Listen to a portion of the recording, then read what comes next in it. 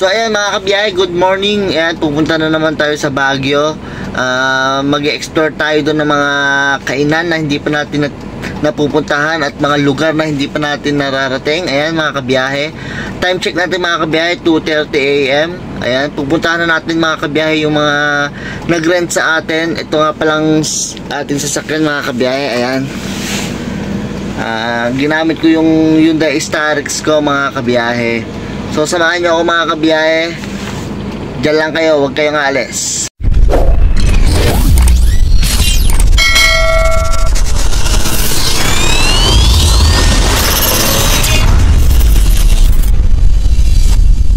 Mga kabiyahe, manggagaling para tayo dito sa San Jose, Nueva Ecija. Tapos yung mga sakay natin, pipick upin natin sa Muñoz, Nueva Ecija. Ayan, pag pick up natin, G na din tayo mga kabiyahe. All goods mga kabiyahe. So yung mga kabiyahe, ma-share ko lang yung mga karanasan ko sa pagmamaneho. Bali 2 years na ako nagmamaneho mga kabiyahe ng mga van rental, mga kung saan na din ako napupunta. Ayan. Kaya sanay na din ako sa biyahe mga kabiyahe, kahit anong oras yan, mga 10 ng gabi hanggang umaga nag-drive ako. Sanay na tayo mga kabiyahe. Sa mga bagong buwabiyahe mga kabiyahe dyan, dapat pagbabiyahe kayo, kompleto lagi yung tulog nyo. Pag ano kayo, ipakondisyon yung katawan nyo mga kabiyahe, dahil hindi rin biro mga kabiyahe yung magdadrive ka ng ilang oras. Kaya dapat laging kondisyon para makauwi tayong ligtas, di ba mga kabiyahe? Saka safety first natin yung mga sakay natin mga kabiyahe, para tuloy-tuloy lang yung hanap buhay natin. Ayan mga kabiyahe, mamaya na lang mga kabiyahe, medyo namalat ako mga kabiyahe.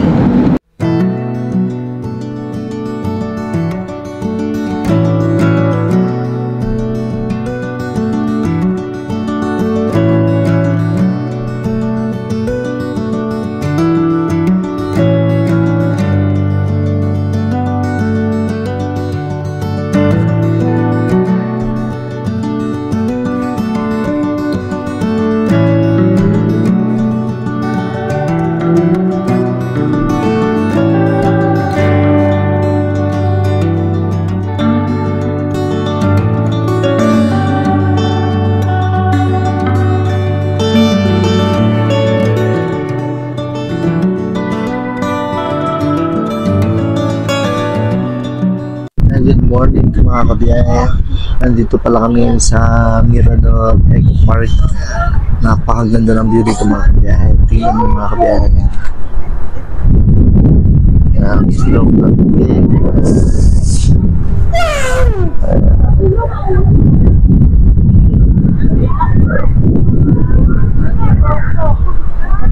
Napakaganda ng view dito. Tapos yung klima niya ngayon mga kabiyahe, malamig siya.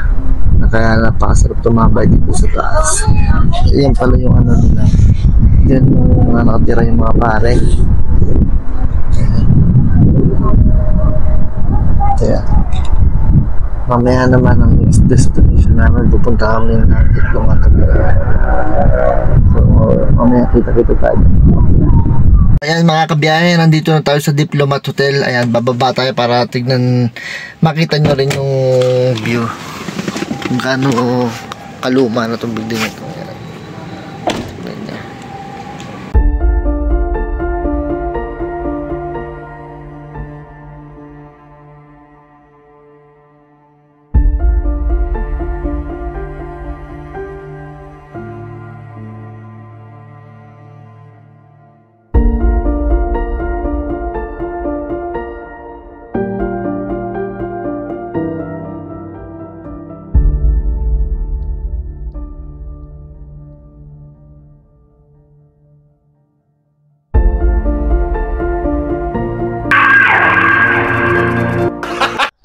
At ayan mga kabiyahe, dinala ko sila dito sa Good Taste Restaurant para kumain ng tanghalian.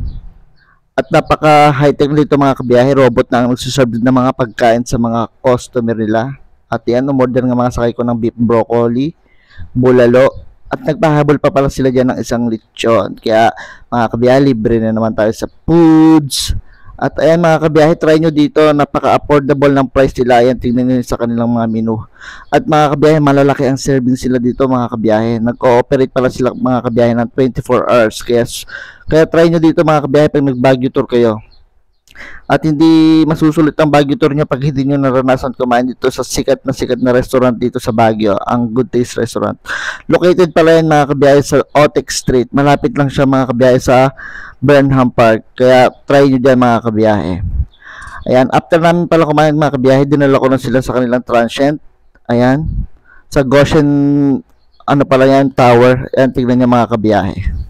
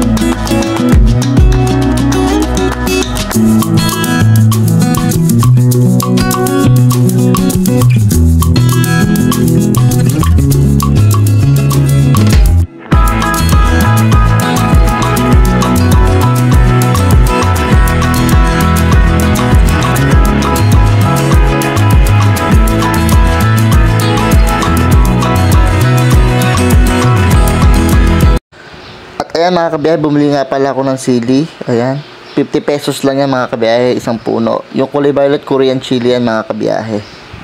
After nyan, pumunta kami ng Good Shepherd para bumili ng ubi jam. Sa mga pupunta ng Baguio mga kabiyahe, dito kayo bumili dahil sila mismo gumagawa at mura pa. Pero limited lang pala mga kabiyahe ang pwede mo dyan bilhin. 2 bottles lang per person ang pwede mong bilhin. Ayan mga kabiyahe, mga kanilang mga price. At mga kabiyahe, nagulat nga ako dito at meron ako na discover, meron pala dito magandang view dito sa Shepherd Gallery. Ayan, tingnan nyo mga kabiyahe, sobrang gaganda sa mata mga kabiyahe. Ayan, tingnan nyo mga kabiyahe, napakaganda.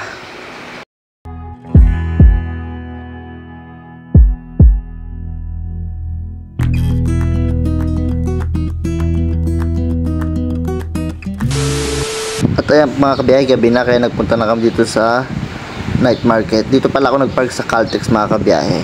Pag magpapark kayo mga kabiyahe, maghintay kayo dito kasi alas 9 ang kanilang open para sa parking.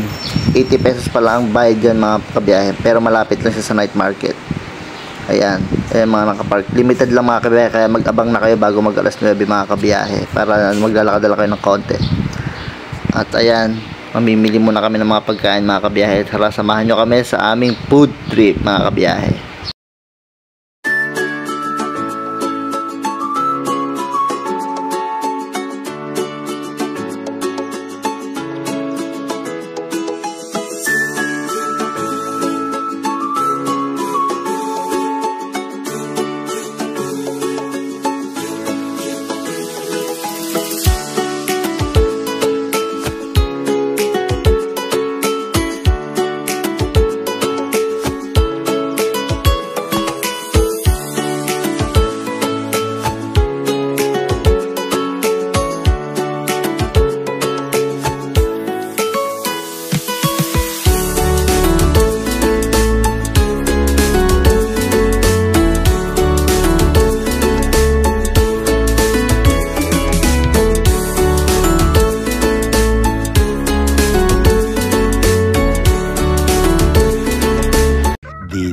day.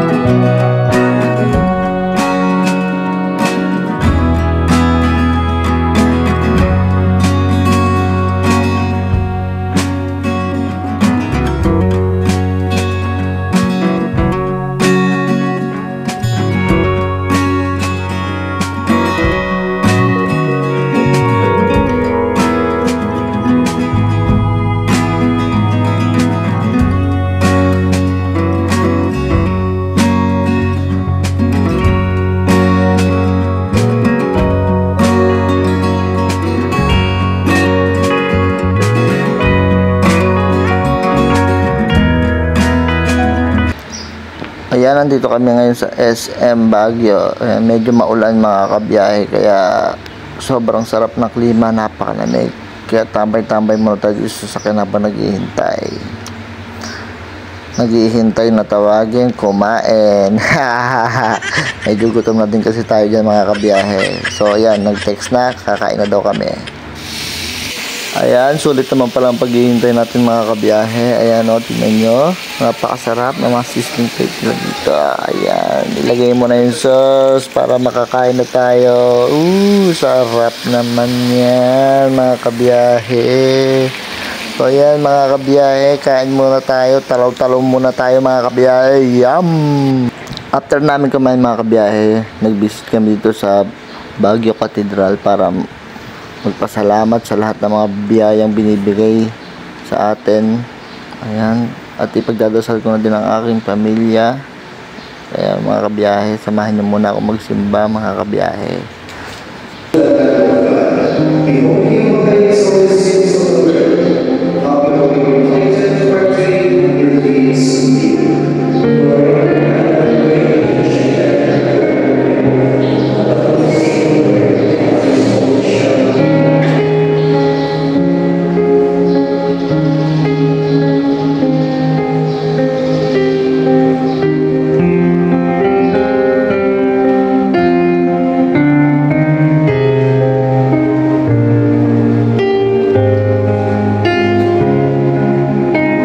Ayan mga kabiyahe, bago nga pala kami umuwi, magkakape daw muna kami at pagkakapehin daw muna nila ako.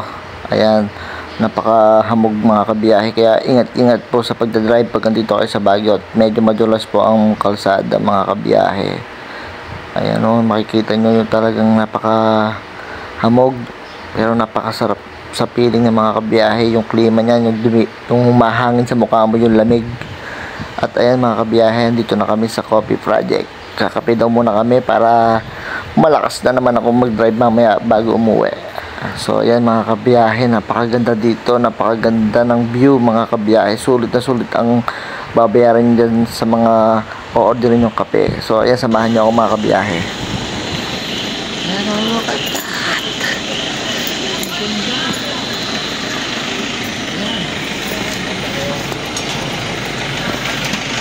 Dito, grabe.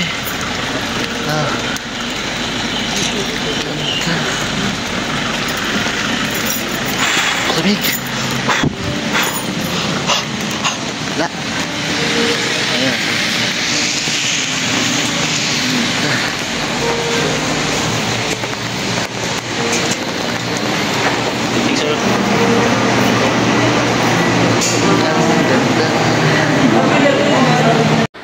Ayan mga kabiyahe, tignan nyo, napakaganda dito sa loob ng Coffee Project mga kabiyahe. Parang ayaw ko na umuwi mga kabiyahe, parang gusto ko na lang matulog dyan kahit sa CR na lang mga kabiyahe. At napakabango pa dyan mga kabiyahe, kala mo nasa hotel ka. Ayan, napaka minimalist ng design nila mga kabiyahe. Nakaka-relax, sarap dito magkape. So ayan mga kabiyahe, all goods mga kabiyahe. Kape-kape muna tayo.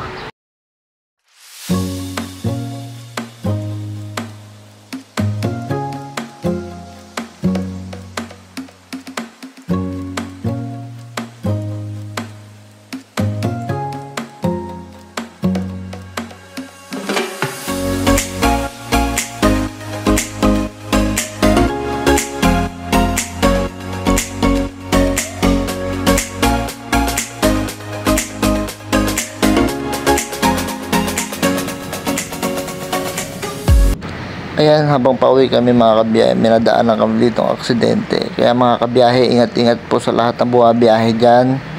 Matulog pag inaantok, humintok kapag napapagod. Yun lang mga kabiyahe. Mga kabiyahe, hindi na ako nakabidyo kagabi nung umuwi ako. Inabot yata ako ng 1:00 na madaling araw bago nakauwi mga kabiyahe.